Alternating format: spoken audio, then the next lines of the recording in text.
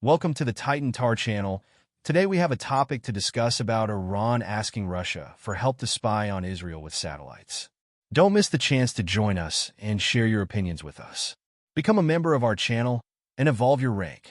Iran has reportedly asked Russia to provide it with satellite reconnaissance data over Israeli territory in response to Tel Aviv's preparations for a possible attack on Iran.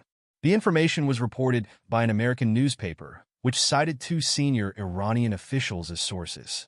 According to the publication, the Iranian military sought Russian support in obtaining intelligence on Israel, amid Israeli government statements about retaliatory strikes.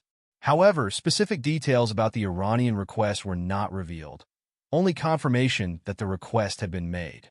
According to the sources, Iranian officials involved in military planning and not authorized to speak publicly have requested such cooperation from Russia ahead of a possible Israeli strike.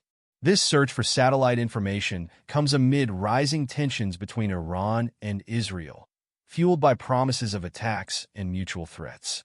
Meanwhile, Israel, which had promised an unprecedented strike against Iran on the evening of October 1st, has continued to carry out offensives in Lebanon while making public statements about its intentions to retaliate against Iran.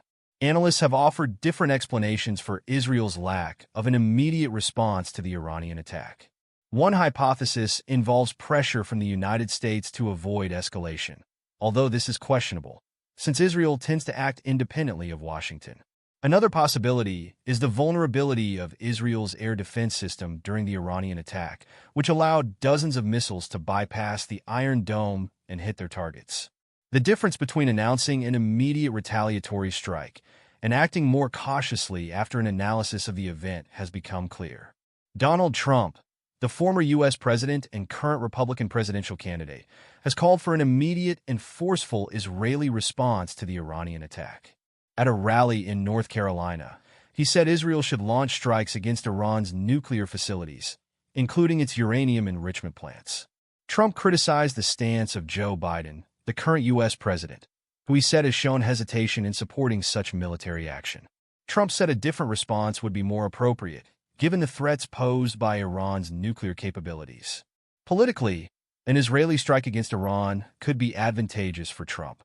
An increase in tensions in the Middle East would trigger a spike in oil prices, which have already risen by about 10% in just a few days.